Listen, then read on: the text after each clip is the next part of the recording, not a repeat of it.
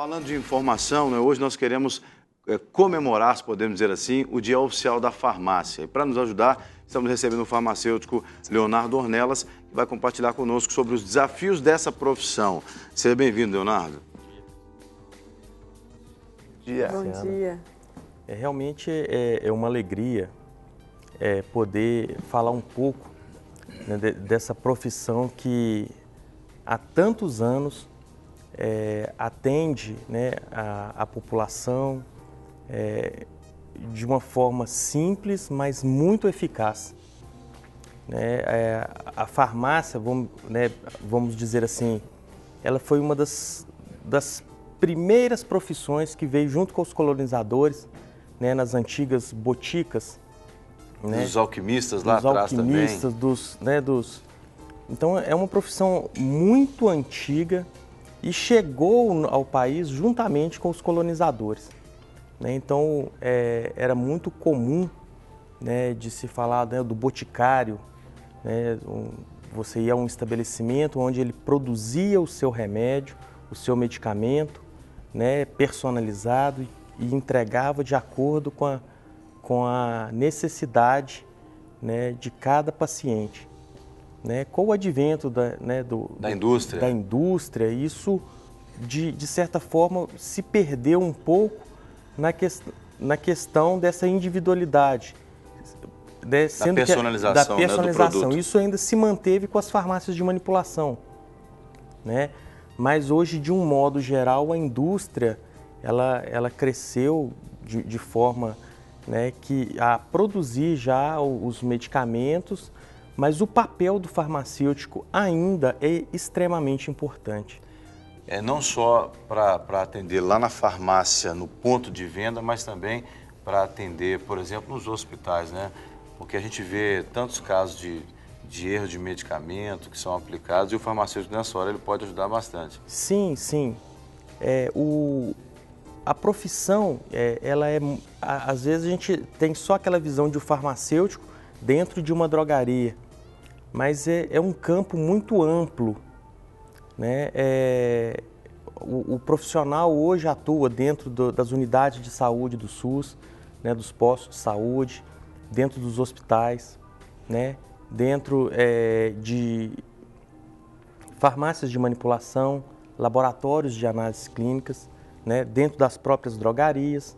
Né? Além disso, né, ainda tem o farmacêutico como dentro dos laboratórios que produzem os medicamentos, né, dentro de indústrias de alimento. Então é um campo muito vasto que às vezes a gente, de certa forma, limita. Né? Foca só naquele profissional de dentro de uma drogaria, mas o campo é muito amplo. Eu até te perguntar sobre essa profissão. A gente vê que o farmacêutico é muito abrangente, essa profissão. Ela é muito consistente, inclusive, naquilo que ele executa com uma forma... Só o farmacêutico consegue em tais estabelecimentos ou até mesmo em produtos que se manipula. Mas quais os maiores desafios que você colocaria hoje, Leonardo, para um farmacêutico? A gente vê que a profissão ela se modernizou ao longo dos anos, a gente vê tantas outras ferramentas que ajudaram os farmacêuticos, a tecnologia que se especializou, mas outras coisas também entraram como desafios. Quais os maiores desafios hoje para um farmacêutico? Olha, a profissão, ela ainda, a saúde no país ainda, de certa forma, ainda é muito carente. Então, de certa forma, a nossa luta, né, ainda é de ter profissionais, né, em tempo integral dentro dos estabelecimentos. Né? Isso ainda é uma luta do nosso conselho, né, de estar exigindo a presença de profissionais. Né?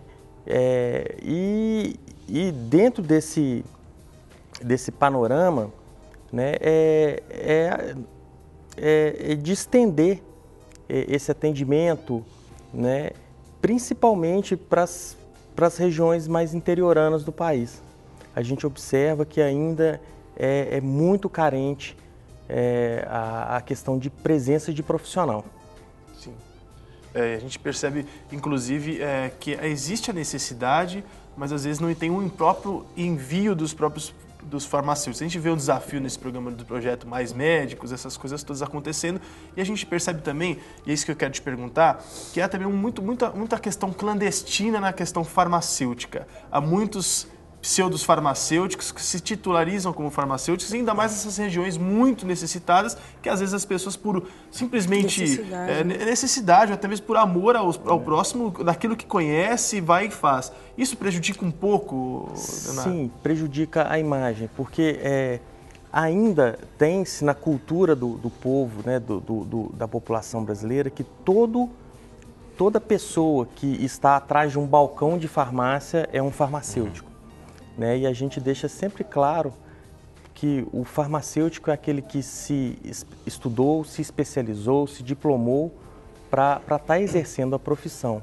Não desmerecendo os profissionais que atendem, que nos auxiliam, né, os nossos atendentes, os nossos balconistas, né, são preciosos para o desenvolvimento da profissão, né? Mas a pessoa tem que ter aquela certeza de quem que é o profissional, né? E hoje, né, eu já tenho 12 anos que eu exerço a profissão, né? E assim, com muita alegria, porque é muito prazeroso você receber dentro do seu estabelecimento pessoas de senhoras de mais idade falando, olha, aquele remédio que você me orientou, né? Às vezes um tratamento não está de acordo, não está funcionando bem, você dá um ajuste, melhora a questão dos horários, né? Separa algumas medicações, distancia um medicamento do outro. E eles falam assim, ó, aquilo ali deu certo, fez fazer a coisa dar certo. Tratamento individualizado. Agora, Leonardo, a gente sabe que alguns anos atrás o farmacêutico era visto até como ele substituía o médico. Muitas pessoas iam lá pedindo receitas, olha, eu estou com isso, e contavam os sintomas e pediam uma orientação até para aqueles balconistas que não eram farmacêuticos. Mas a gente sabe que hoje isso mudou um pouco, aquele balconista não pode mais dar essa orientação, mas mesmo assim, fala para a gente a importância de se ter um farmacêutico nas drogarias, porque muitas não têm, a importância desse profissional até para a orientação dessas pessoas, para que não oriente de forma errada também. E meu comentário em cima do que a Lu vai falar aqui também, que eu queria fazer uma pergunta em cima disso, porque como não tem farmacêutico em todas as farmácias, o que deveria ter, pelo menos não tem um profissional ali disponibilizado, você tem um cara que assina, mas ele não está ali para orientar no balcão. Acaba que a gente também fica, entre aspas, à mercê do vendedor que precisa ganhar sua comissão na venda, mas também ele quer trazer uma certa orientação ao cliente, ao consumidor de determinados medicamentos. Hoje, né, com a Anvisa controlando bastante a venda de medicamentos, como antibióticos, por exemplo, medicamentos de tarja vermelha, tarja preta, etc., isso dificultou um pouco mais para a aquisição de certos medicamentos. Mas tem medicamentos que não são exigidas as receitas. Então, você acaba ficando meio que na dependência do vendedor que não tem uma formação, embora ele tenha uma certa experiência. Então, vamos, de certa forma, vamos partir as perguntas, vamos por partes. Na verdade, hoje fala-se muito em assistência farmacêutica. É algo que tem sido desenvolvido, cobrado junto ao Conselho de Farmácia, Conselho Federal, Conselho Regional, né? E é uma busca incessante justamente desses órgãos reguladores de estar cobrando a presença do profissional, né, restringindo estabelecimentos que não cumprem essas normas e, de certa forma, aplicando uma punição, né, para aqueles estabelecimentos que não apresentem, né, os devidos, a presença do profissional. Né? Quanto a essa questão né, da gente ficar à mercê, parte disso cabe também à população. Né? Ao entrar num estabelecimento, né, o cliente ali, ele pode estar exigindo a presença do profissional. Pois mas se não tem, aí você vai andar 10 farmácias procurando, aí fica complicado, você não acha? Não, mas, exemplo, todos os estabelecimentos, eles são obrigados a manter ali, né, os telefones do Conselho de Farmácia. Então, você pode entrar e fazer um contato com o Conselho e informando, né, ao Conselho que em determinado estabelecimento você foi em determinado horário, onde tinha né, uma tarjeta informando a presença de um profissional e o profissional não se encontra. Né? Realmente isso aí é uma questão que a gente tem buscado, né, junto de como fortificar, uma forma de fortificar a classe. Né? Tanto é que sempre é exigido uma presença integral do profissional farmacêutico durante o período em que o estabelecimento estiver aberto. Mas você não acha que isso, a responsabilidade de fiscalizar não seria do consumidor, mas seria do próprio conselho? O conselho Porque o consumidor, por exemplo, está sentindo uma dor, ele não quer saber, ele quer resolver o problema dele. Sim. O conselho, ele faz, né, as suas fiscalizações, por sinal, são fiscalizações constantes, né? Então, em um ano, eles fazem 6, 7 visitas nos estabelecimentos, né? E, né, sempre notificando presença, ausência, né? E realmente eles têm se empenhado em confirmar a presença do farmacêutico, né? Mas,